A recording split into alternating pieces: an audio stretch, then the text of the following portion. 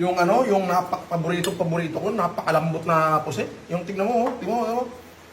Tignan mo, pag ginana mo, oh, puta na nahihimay, oh. Wow. Oh?